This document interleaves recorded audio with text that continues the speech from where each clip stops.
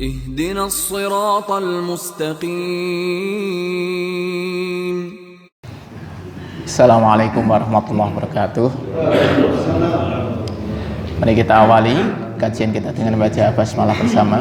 Bismillahirrahmanirrahim. Alhamdulillahilladzi 'allamal Qur'an khalaqal insan 'allamahul bayan. Asyhadu an la ilaha illallah wahdahu la syarikalah wa asyhadu anna Muhammadan 'abduhu wa rasuluhu. Allahumma shalli wa sallim wa barik ala Muhammadin wa ala alihi wa ashabihi ajmain. Alhamdulillah, puji syukur kita haturkan kehadirat Allah SWT yang membangunkan kita pagi ini dalam kondisi sehat dan memudahkan langkah kita ke masjid ini melaksanakan sholat subuh berjamaah. Dan insya Allah kita sama-sama berzikir dan belajar untuk meningkatkan keimanan dan ketakwaan kita kepada Allah SWT. Salawat dan salam kita sampaikan kepada teladan kita Rasulullah Muhammad SAW, keluarga, sahabat dan seluruh pengikutnya yang istiqomah mengikuti sunnahnya. Ya, kita lanjut kajian al-hikam kita sampai di pasal 24. Ya ajaban kaifayat harul wujudu fil adami. Sungguh ajaib, bagaimana mungkin sesuatu yang pasti ada itu terhalangi oleh sesuatu yang sebelumnya tidak ada. Am kaifa yasbutul hadisu ma'aman lahu wasful qidami. Dan bagaimana mungkin sesuatu yang baru itu membersamai dengan sesuatu yang memiliki sifat qidam. Ini kalau dulu di SD barangkali pernah belajar tentang sifat Allah, 20 sifat Allah ya. Nomor 1 wujud, qidam, baqa. Itu ya, hafal ya, mudah-mudahan hafalah. Wujud itu artinya ada, qidam artinya apa? Qidam itu artinya dahulu. Jadi hari ini kita akan belajar bahwa bagaimana mungkin, yang pertama ya, bagaimana mungkin sesuatu yang sudah ada itu terhalangi sesuatu yang baru ada. Jadi sesuatu ini sudah ada, tapi kemudian ada yang baru itu kemudian menghalangi. Atau kemudian sesuatu yang baru itu bisa membersamai dengan sesuatu yang lebih dulu daripada apapun. Jadi kalau kita bicara tentang sifat Allah sebagai memiliki sifat qidam, qidam itu artinya dia terdahulu. Tidak ada yang mendahului Allah. Ya. Kemarin kita katakan kan bahwa kalau tidak ada Allah maka tidak ada makhluk, tidak ada khalik, tidak ada makhluk. Jadi Allah itu terdahulu. Nah ini kan sebenarnya apa yang disampaikan oleh Ibnu Athaillah itu ingin membantah mungkin beberapa keyakinan atau keyakinan di agama lain yang kemudian mempertuhankan sesuatu yang baru kan gitu, sesuatu yang hadir kemudian itu. Sehingga kalau ini kan pertanyaannya, kalau kemudian ada Tuhan dilahirkan, berarti sebelum Tuhan ini ada. Kan gitu kan. Nah, bagaimana mungkin ini? Terus Tuhan sebelumnya siapa? Ya kan gitu. Kan ini ada Tuhan dilahirkan. Itu. Terus Tuhan sebelumnya siapa? Ada manusia ini ibunya ini. Ibunya, padahal ibunya juga punya ibu, juga punya bapak. Lah itu jadi bingung. Terus Tuhannya sebelumnya siapa? Nah, ini kan orang-orang yang terhalangi oleh sesuatu yang baru. Padahal ini kan Allah itu lebih dulu daripada ini yang dipertuhankan. Atau kemudian ketika, ya ini kan saya kira agama-agama yang lain, kita bicara agama di luar Islam ya. Ya sebenarnya kalau kita bicara bahwa agama samawi itu kan memiliki kesamaan. Agama samawi itu apa? Agama yang berdasarkan wahyu dari langit. Kesamaan baik Yahudi, Nasrani maupun Islam itu memiliki kesamaan. Apa kesamaannya? Yaitu tauhid. Kesamaannya tauhid, keesaan Allah. Yahudi itu sama gitu. Nah, kenapa kok kemudian kesannya bahwa Yahudi itu tidak bisa bersatu dengan Islam misalnya? Itu kan karena sentimen pribadi, Pak. Karena Yahudi, ya di dalam kitab Taurat itu ada penjelasan bahwa akan datang Rasul terakhir, gitu. Ada keterangannya. Dan mereka itu menunggu-nunggu. Cuma ketika kemudian ternyata Rasul terakhir itu adalah bukan Bani Israel, itu yang mereka jadi kecewa. Itu. Ya, jadi mereka tahu, Pak, jadi di dalam Taurat itu ada keterangan lengkap bahwa nanti Rasul terakhir itu dia akan berpindah ke sebuah daerah, yaitu Yasrib saat itu. Sekarang kita sebut sebagai Madinah. Jadi mereka itu tahu, sehingga ada ceritanya, ada orang Yahudi yang sengaja datang, dia dari Syam untuk pindah ke Madinah. Karena dia sudah membaca kitabnya Yahudi ya, Taurat tadi, bahwa ada Rasul terakhir dan nanti akan pindah ke Madinah. Dia sehingga kemudian sengaja pindah ke Madinah untuk menunggu Rasul terakhir. Jadi ada orang-orang Yahudi itu sudah paham agamanya, secara prinsip yang diajarkan sudah tahu, paham. Cuma karena orangnya tidak seperti yang diharapkan, sehingga kemudian tidak mau mengikutinya. Sebaliknya orang Arab saat itu, Pak, orang Arab saat itu orang yang bisa menerima. Jadi kalau ditanya orang Quraisy, apakah mau menerima Muhammad? Mau. Mereka itu karena sudah tahu bahwa Muhammad itu orang baik. Jadi mereka itu nggak ada masalah secara pribadi dengan Muhammad. Tetapi karena ajaran Muhammad itu berbenturan dengan budaya, ya kan gitu, sehingga mereka tidak bisa terima. Jadi yang tidak bisa diterima itu hanya masalah apa yang diajarkan oleh Muhammad. Tapi Muhammadnya sendiri terima. Maka kan kalau kita ingat sejarahnya, Nabi Muhammad itu ditawari, sudah, kamu mau apa? Kalau mau harta, kita kumpulin semua harta dari kita kasihkan ke kamu semua. Kalau kamu pengen jadi raja, kita angkat kamu menjadi raja. Kalau kamu pengen istri yang paling cantik, cari, sudah yang paling cantik, tak nikahkan, gitu. Kira-kira seperti itu. Kurang apa itu? Kalau mungkin kita ditawari gitu ya, mungkin barangkali oke lah ya. Itu. Nah, itu tadi kita bicara di Yahudi sebenarnya pada prinsipnya sama, Nasrani juga sama, Pak. Gitu. Nah, kemudian kenapa kok ada penyelewengan itu? Kenapa ada penyelewengan tadi? Ya, kembali lagi, itulah manusia, Pak. Terjadinya penyelewengan itu karena nafsu manusia itu pengen ada kekuasaan, pengen ada pengaruh, kan sebenarnya intinya itu kan, sehingga kemudian tidak mau menerima ajaran ini tadi. Kenapa kok kemudian di dalam Nasrani munculnya Tuhan yang lebih dari satu di Nasrani? Itu kan ketika zamannya Romawi ya. Sebelumnya tidak.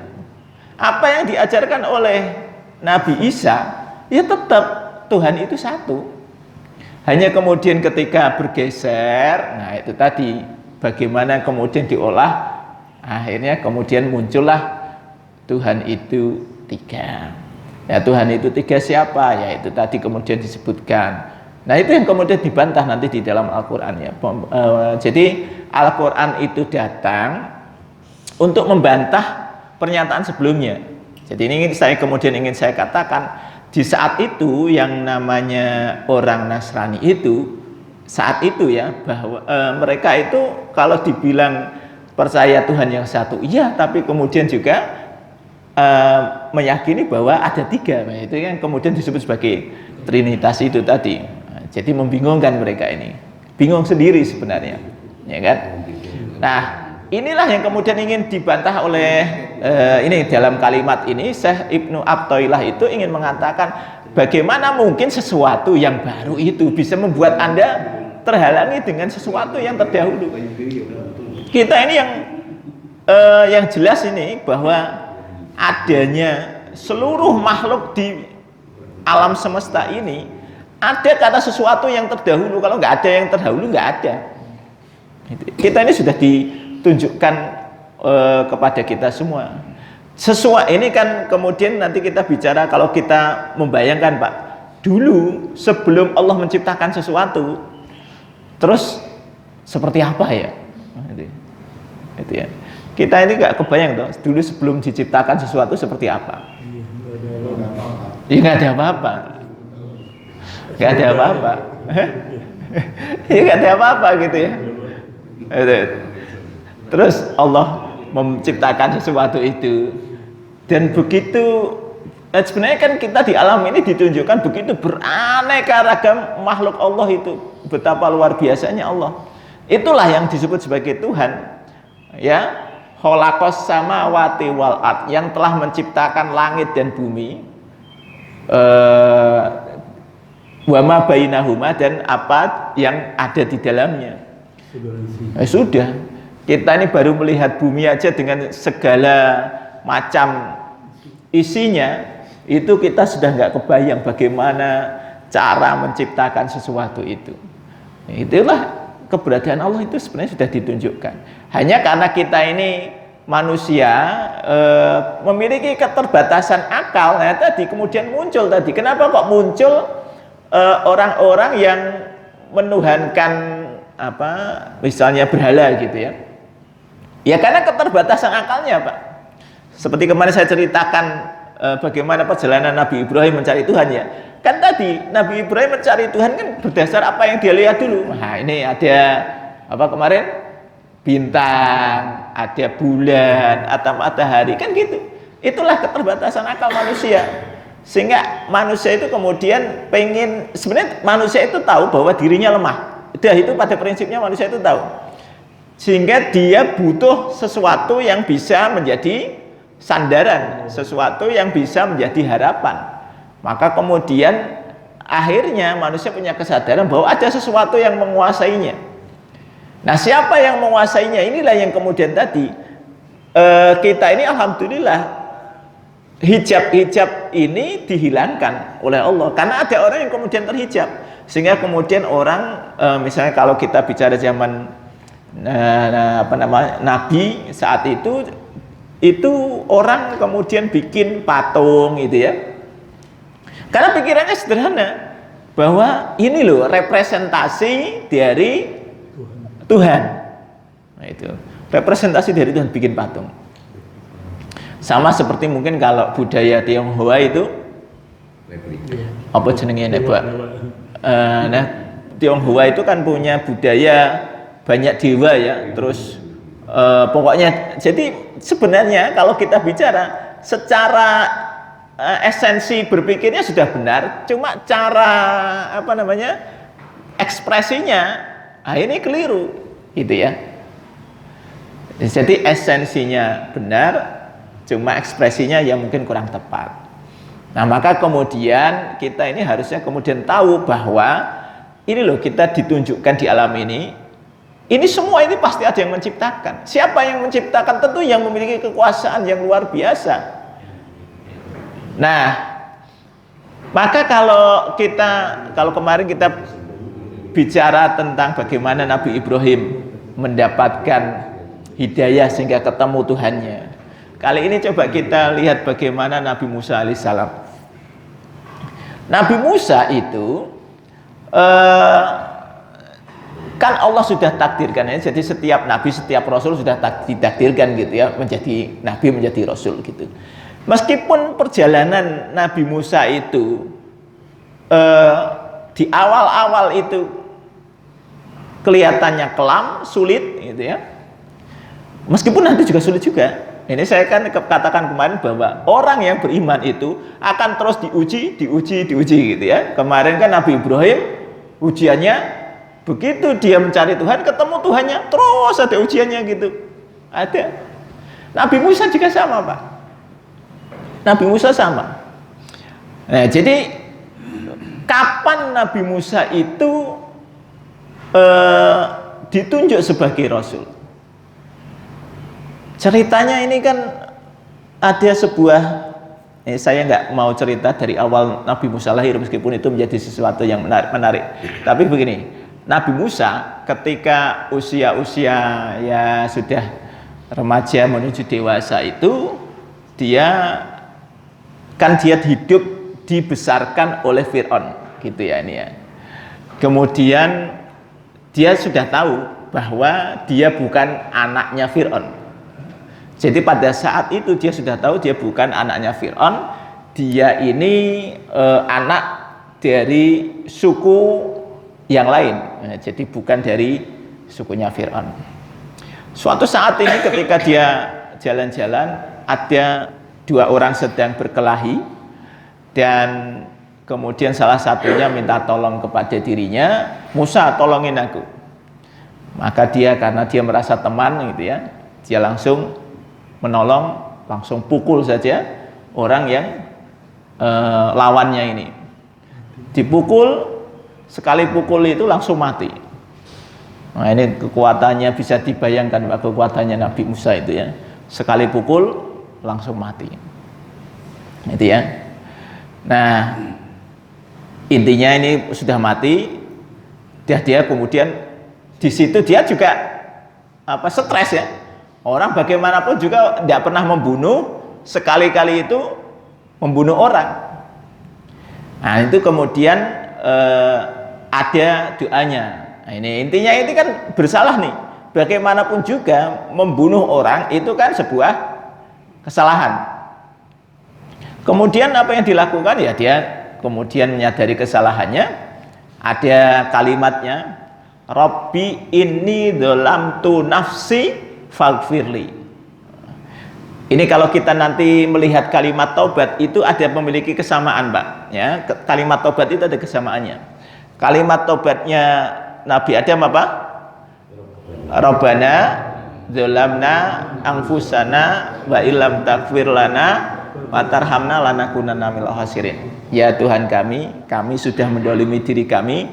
Jika tidak Engkau kasihi kami, tidak Engkau ampuni kami menjadi orang yang merugi. Jadi nomor satu, kalimat taubat itu pasti mengakui kesalahan.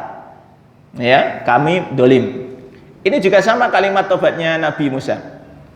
Rabbi inni dzalamtu nafsi. Ya Tuhanku, sesungguhnya aku sudah mendolimi diriku sendiri. Faghfirli, maka ampuni aku. Nah, gitu ya. Ini doanya doa tobatnya Nabi Musa. Nanti kalau doanya tobatnya Nabi Yunus apa? La ilaha illa anta subhanaka inni kuntu minadz dzalimin. Tidak ada Tuhan selain Engkau, sesungguhnya Engkau ini kuntu minadz dzalimin, sesungguhnya aku termasuk orang yang dolim, gitu ya. Jadi prinsip tobat itu ngaku. Itu prinsipnya ya, Pak ya. Jadi kalau kita ini punya salah, ngaku salah, sudah itu. Jadi Nabi Musa salah, kemudian bertobat. Itu. Ternyata besoknya ini temannya tadi berkelahi lagi. Lawannya beda. Ya, Nabi Musa ketemu dipanggil lagi, tolongin aku gitu ya. Tapi ya namanya orang itu, Pak. Bagaimanapun juga kalau teman itu sudah teman baik itu ya tetap mau ditolongi juga gitu ya. Jadi Nabi Musa ya sudah, meskipun kemarin sudah bunuh orang gitu, sudah taubat, tapi karena temannya minta tolong lagi ya sudahlah dibantu. Nah ketika mau bantu itulah kemudian lawannya mengingatkan, apakah kamu nggak ingat kemarin kamu bunuh temanku sendiri, sekarang kamu mau bunuh aku juga gitu ya. Nah akhirnya nggak jadi, kemudian ada yang memberitahu Musa ini di istana sedang rapat untuk mencari kamu karena kamu sudah membunuh orang kemarin. Jadi orang kemarin ini kan masih keluarganya Fir'aun ceritanya, Pak, gitu ya, masih satu suku dengan Fir'aun, sehingga dicari siapa yang bunuh dan informasinya Musa. Maka kemudian diminta untuk meninggalkan negeri itu. Maka kemudian Musa pergi. Ingat ini tadi Fir'aun ada di mana? Mesir. Musa kemudian pergi. Pergi ini pokoknya perjalanan jauh, Pak. Sampai ke negeri Madian. Ya, Madian itu sekarang kira-kira daerah Syam, daerah Palestina gitu ya. Jauh sekali kan dari Mesir sampai ke sana. Dan itu nggak pakai bekal apa-apa, pokoknya lari aja. Kita bisa bayangkan betapa sulitnya selama perjalanan itu, sampai kemudian ketika beliau masuk di Madian itu ada sumur biasa. Jadi ini zaman dulu, kita bayangkan zaman dulu itu pokoknya kan nggak seperti kita, setiap kita ini punya sumur sendiri di rumah gitu ya. Zaman dulu itu ada satu sumur itu untuk satu desa atau mungkin barangkali satu kota gitu ya. Nah ini ada sumur, dia kemudian istirahat di sana dan orang pada ngantri ngambil air, dan dilihatnya kemudian ada dua cewek, nah itu nungguin sambil bawa kambingnya. Ya disalib terus oleh orang, setiap ada orang datang, wah ini si cewek ini nggak maju-maju.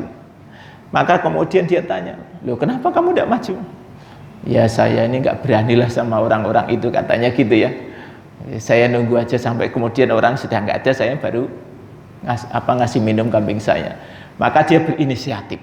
Nah ini ceritanya, berinisiatif untuk bantu si cewek ini mengambilkan air, dan kemudian akhirnya diberikan air itu kepada si cewek ini, akhirnya untuk kambingnya dan juga untuk keluarganya. Nah pulanglah ini si cewek ini, ya kan? Nah ini menjadi episode yang menarik dari cerita Musa.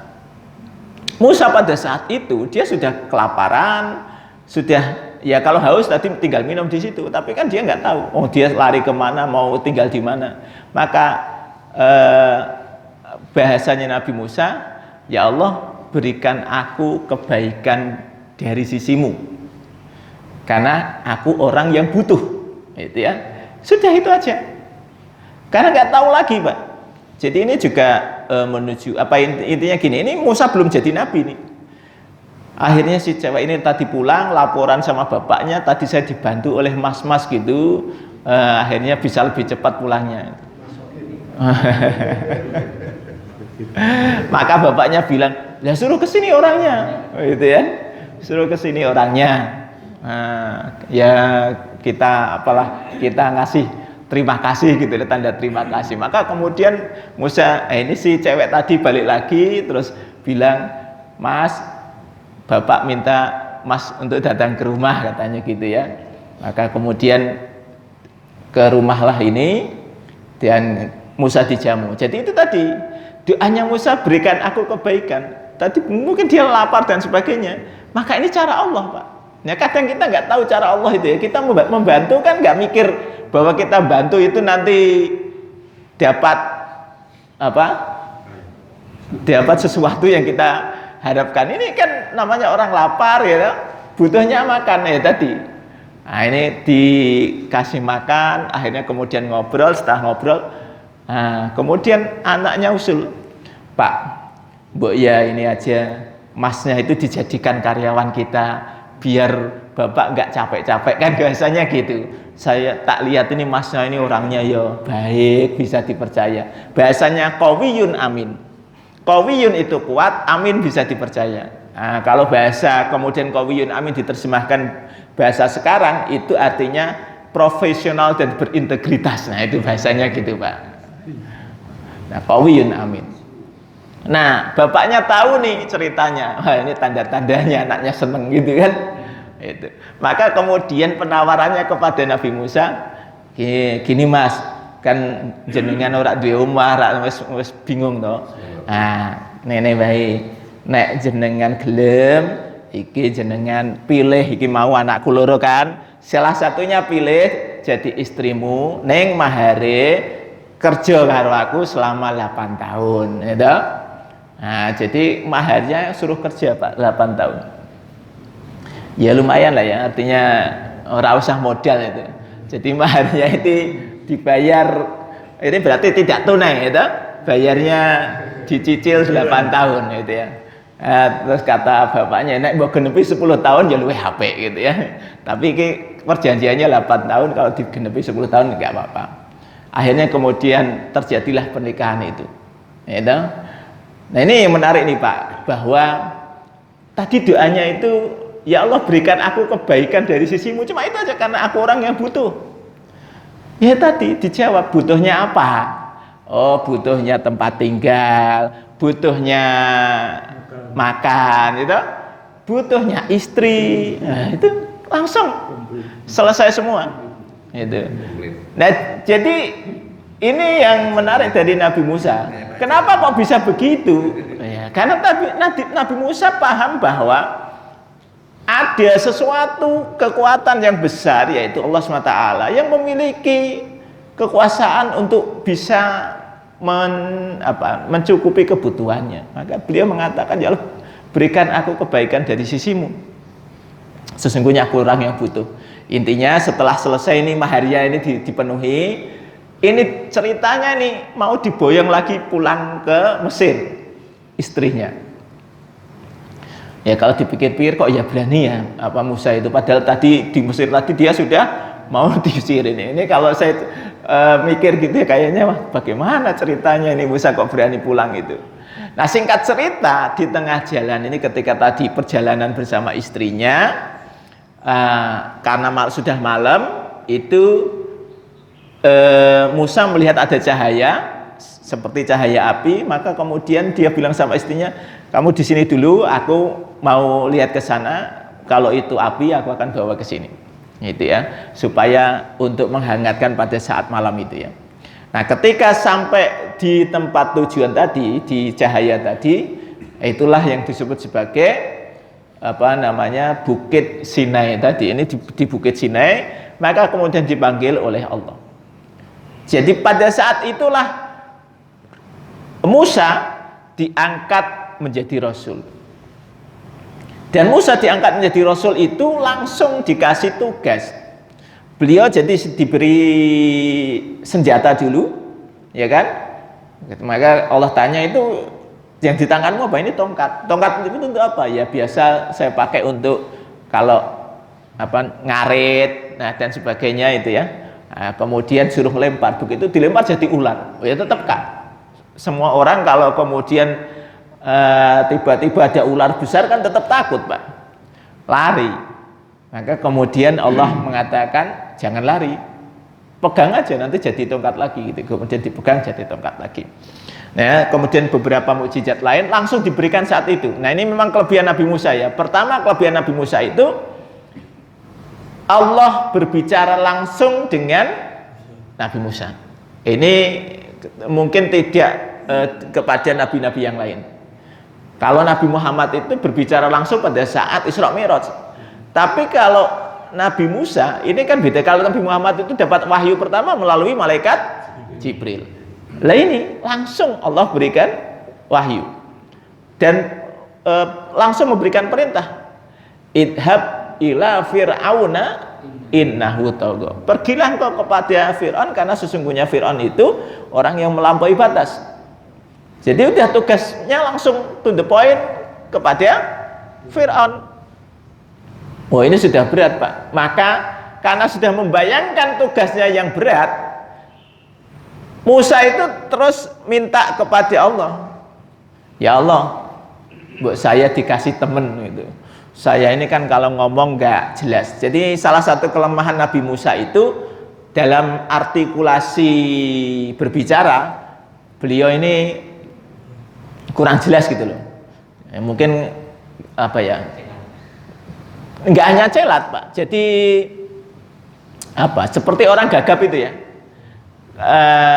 Kan jadi kalau orang gagap itu kalau ngomong nggak bisa, pokoknya nggak bisa langsung lancar gitu ya. Nah, jadi beliau bukan seorang orator itu. Jadi ini nabi yang memang kalau dipikir-pikir cara masa ngomongnya nggak lancar kemudian jadi nabi. Tapi itulah, maka kemudian beliau meminta, tolong saya dikasih teman yang bisa ngomongnya lancar, yaitu saudara saya Harun. Maka kemudian Allah mengabulkan, ya udah nanti kamu ditemani Harun. Jadi Harun ini menjadi nabi. Nah, ini atas rekomendasi Nabi Musa. Kira-kira begitu ya kan? Kira-kira seperti itu. Nah, ya tentu itu sudah Allah takdirkan begitu ya. Nah, intinya ingat tadi, di sini kita bisa melihat bahwa saat itu Musa itu sudah membuktikan adanya Allah meskipun tidak bisa melihat, sehingga nanti di periode selanjutnya itu kapan Musa mendapatkan Taurat. Nah, ini bedanya Taurat dengan Al-Quran. Kalau Al-Quran Allah sebutkan inna nahnu nazzalna alaikal qur'ana tanzila, sesungguhnya Allah itu menurunkan Quran secara bertahap. Tapi Taurat itu diturunkan secara langsung, satu kitab. Jadi ceritanya ini nanti setelah bertugas ya, ini saya persingkat, setelah beliau tadi mendatangi Fir'aun dan seterusnya, ini Musa dipanggil oleh Allah untuk menghadap. Tadinya cuma 1 bulan 30 hari, kemudian diperpanjang jadi 40 hari. Selama 40 hari itu ini Taurat diturunkan. Jadi ini ceritanya langsung Pak dikasih sekolah selama 1 bulan untuk diberi wahyu 1 kitab. Gitu ya. Nah, kemudian kita ingat tadi siapa musuhnya yang pertama? Tadi pertama idhab ila Fir'aun. Maka ini bagaimana beliau berdakwah dengan Fir'aun? Tantangannya banyak. Ya kan, tidak mudah kan tantangannya. Sampai singkat cerita beliau dikejar-kejar Fir'aun, ya terjadilah kemudian Fir'aun ditenggelamkan. Kita membayangkan enggak? Pada saat Nabi Musa itu dikejar Fir'aun, itu stres apa enggak? Ya stres. Terutama pengikutnya. Ya kalau mungkin Nabi Musa punya keyakinan kan gitu. Kalau pengikutnya kan belum tentu, Pak. Jadi kita membayangkan kalau pengikutnya ini pokoknya yang penting lari, ketika kemudian mentok di laut, maka kemudian para pengikutnya bertanya, lah ini kita mau lari kemana lagi? Ini. Nah, sampai kemudian kata Musa, tunggu saja nanti Allah akan memberikan petunjuk kepadaku. Ini Musa yakin lah, tapi pengikutnya, kalau kita jadi pengikutnya belum tentu, Pak. Ya sama, kita mungkin juga nggak yakin juga, lari aja, gimana caranya, dia mau mati gitu. Nah, di situ kemudian diberi petunjuk untuk memukulkan tongkatnya ke laut, dan kemudian laut itu terbelah, mereka bisa jalan, dan di situ Firaun ditenggelamkan. Selesai sampai di sini, ceritanya ini kan nggak selesai. Ujian tidak hanya selesai di Firaun. Begitu Firaun mati, ada ujian selanjutnya. Jadi ceritanya ini tadi karena Firaun mati, Pak, maka kemudian Bani Israel ini kan umatnya Nabi Musa, namanya Bani Israel ya, karena beliau tadi sukunya Bani Israel. Ini kemudian ceritanya harta-harta yang ditinggalkan oleh Firaun itu kan banyak emasnya, diambillah oleh umat Bani Israel. Nah, Bani Israel ini tadinya orang miskin, kemudian dapat emas banyak, bingung juga, Pak. Ini salah satunya, ini juga menjadi pelajarannya, bahwa apakah kita ini ketika berdoa pengen kaya itu kemudian ketika dikabulkan menjadi kaya itu sesuatu yang baik? Belum tentu. Jadi ini ceritanya orang miskin kemudian tiba-tiba punya harta yang banyak berupa emas, banyak. Punya Fir'aun semua itu tadi kan gitu. Nah, kemudian datanglah Samiri, ceritanya tadi. Setelah, jadi intinya gini, Pak, Taurat itu diturunkan setelah Musa mati. Tadi setelah ini kemudian ceritanya tadi Musa dipanggil 40 hari tadi untuk mendapatkan Taurat.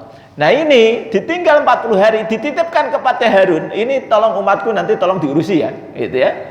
Kemudian datang Samiri. Nah, ini Samiri ini ya saya anggap orang pintar begitu ya. Kemudian Samiri ini kemudian ngompor-ngompori umatnya Nabi Musa, ambillah, ini kan daripada situ emas banyak bingung, ini itu harusnya emasnya ini kita bikin untuk menjadi Tuhan. Nah itu Tuhan gimana, kan Tuhan Allah gitu kan? Enggak, itu Musa itu lupa aja Tuhannya. Nanti tak bikin. Ini kumpulin, ini harusnya untuk persembahan Tuhan. Nah itu Pak, sekali lagi ini juga sama kan, bahwa ada orang yang kemudian tahu bahwa ada Tuhan, cuma persepsi Tuhannya kayak apa gitu. Sehingga kemudian emas-emas tadi dikumpulkan, dilebur menjadi patung anak sapi, dan kemudian bisa bersuara. Ya, ini nggak tahu teknik pembuatannya itu ya. Yang jelas itu mungkin ada lubangnya dan sebagainya, sehingga ketika ada angin itu dia bisa bersuara. Dan itu yang kemudian diomongkan Samiri, tuh kan bisa jawab. Kalau kamu berdoa ini sama ini nanti pasti dijawab. Ya mungkin suaranya apa gitu ya. Nah, pokoknya ada jawabannya. Nah, kamu kalau berdoa sama Tuhannya Musa, mana bentuknya? Nggak ada kan?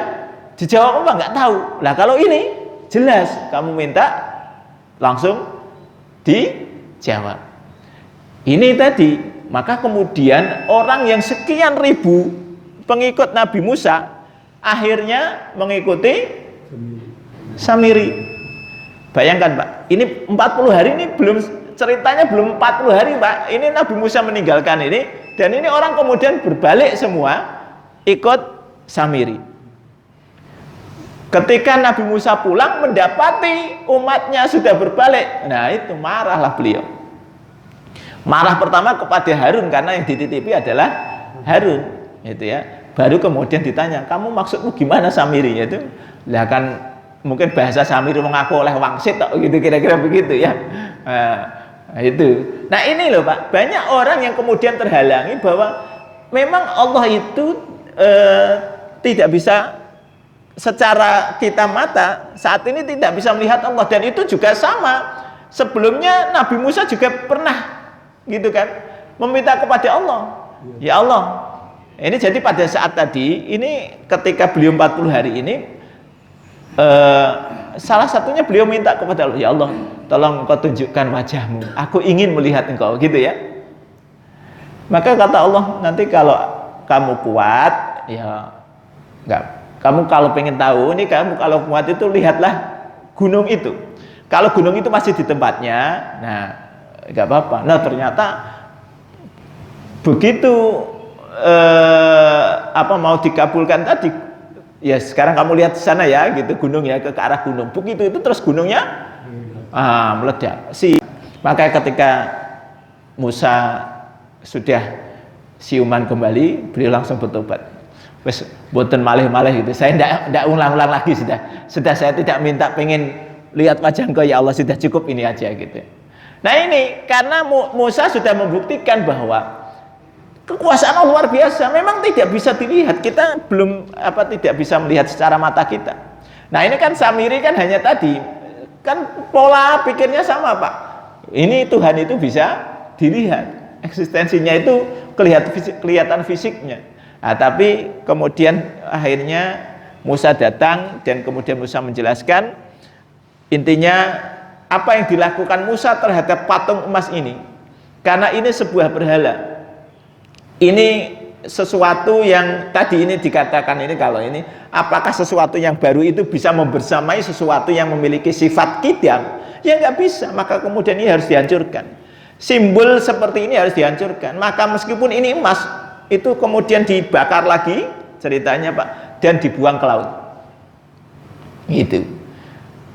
Kan eman-eman kalau kita itu mikir itu mending itu tadi harusnya dilebur lagi jadikan perhiasan, ya kan gitu ya. Itu kan kalau kita. Tapi Nabi Musa ini karena menjadi sebab orang tersesat, dihancurkan meskipun itu emas. Nah, makanya ini apa hikmahnya dari kisah ini? Bahwa orang yang ketika diberikan tadi, orang nggak siap, orang miskin tiba-tiba jadi kaya, nggak siap Pak dengan kekayaannya, itu ya begini, dia akan mudah tergelincir. Ya, ini kalau tadi tergelincirnya ya tadi dengan sebenarnya yang dikatakan Samiri, ini kita ini harusnya bersyukur kepada Tuhan kita, kan gitu. Sudah diberikan kekayaan dengan cara begini. Nah ini banyak orang yang seakan-akan mengajak kita kepada kebaikan, tetapi sebenarnya menyesatkan. Dan orang-orang yang kaya tiba-tiba itu berbahaya karena dia tidak siap dengan kekayaannya. Ya mudah-mudahan kalaupun kita ditakdirkan kaya, itu kaya yang siap aja gitu. Artinya kekayaan itu mengantarkan kita semakin dekat kepada Allah, bukan justru menjauhkan kita dari Allah. Oke, saya kira itu dulu ya kajian kita pagi ini. Kita lanjutkan minggu depan. Kita tutup dengan kafaratul majlis. Subhanakallahumma wa bihamdika asyhadu an la ilaha illa anta astaghfiruka wa atubu ilaik. Assalamualaikum warahmatullahi wabarakatuh. Waalaikumsalam.